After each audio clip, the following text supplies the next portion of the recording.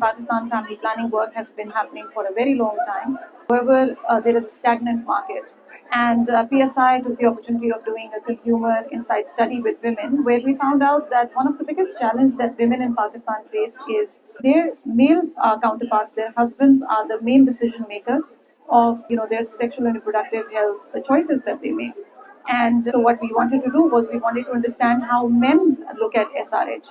With men, we found out that men did not necessarily want the number of kids that they felt, that women had indicated that their husbands wanted. Men were overburdened by economic responsibility, as well as they felt it was a societal pressure that they were experiencing themselves as well. We through these two journey mappings, we understood that there is a sort of a disconnect between how women are seeing SRH decision making as well as how men are looking at decision making in SRH. With that aim, we all understand that it's very important because they are the decision makers, because men are the key stakeholders. It's important to engage them in family planning.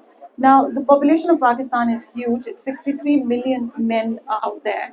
And if we were to start reaching out to all of them one by one, it would have taken us another 3 decades to even, touch the surface. The penetration of internet and smartphones in Pakistan is quite high as well, and it has a growth rate of a very high growth rate, I think 20% since COVID. It's a growth rate. So what we essentially did was we said we're going to engage with men on a platform through which it's easy for them to connect and get information about SRH or any sexual wellness related information. Because men wanted anonymity, men wanted no judgment. Just taking a step back and sharing some of the things that we learned from men when we spoke to them, they felt that they can't go and talk to anyone about their SRH needs as such, because the most of the gynecologists that exist in Pakistan are females. When they go there, there is a level of judgment that they feel. And when you translate that into an Urdu language where there is not many words that we have on how to describe your sexual wellness journey as well, it was becoming very difficult for men to connect with these providers. We asked them whether they speak to their, brothers, friends, fathers, cousins, because this is something that we saw with women, that when they wanted to talk about SRH needs, they spoke to their friends or they spoke to their mothers and etc. or mother-in-laws. But when we spoke to men, they said we don't speak to our friends or we can't speak to our brothers or fathers about this topic, because it's a subject. It's about sex. It's about our wives. So we can't talk to them about it. So we felt that they were quite lonely. They needed anonymity, they needed no judgment, they needed a place, a platform where they could feel safe and ask their questions. Because willingness to quite a great extent is there. One of the methods that is the only method that has seen a little bit of growth in Pakistan is traditional method. The second is condoms, which indicates that men do want to space between their children and want to use contraceptives, whether it's a traditional method or a modern contraceptive, but it's lack of information that is holding them back. Now, with that, our VIYA journey started, and we said we're going to reach out to men through technology at a time, at a pace which is easy, convenient to them. We have on 26th of September, which is the World Contraceptive Day, we launched VIYA Pakistan for Men, which is a chatbot where we identified 8 different personas through human-centered design. The personas were defined for men, where they are. You can go, there are some logic questions, it identifies your persona, and then you can have a very conversational to and fro with the chatbot. It gives them a safe space because it's not something where they're talking to a human. But we don't want to stop our journey at the chatbot alone. When we have looking at the adoption stage, we have gained the interest of men and brought them through a mass media communication that we are doing, and I'm going to speak a little bit about that in a bit. We realized that it was important that we don't lose them at the interest or interest stage as well. We take them to the next level.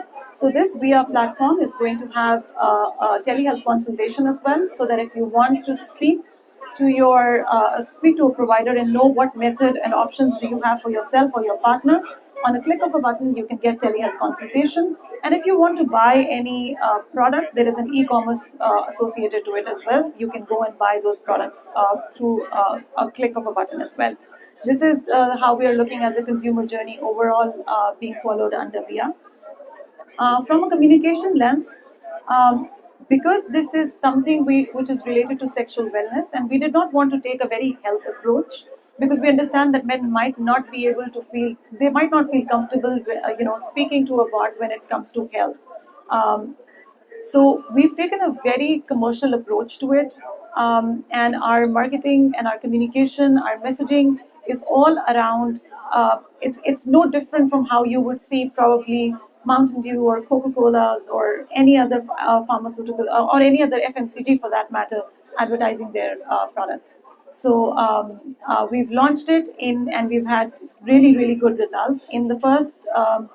I think about 2 weeks of the launch, we had received 3,000 men who had reached out to the chatbot and were having conversations.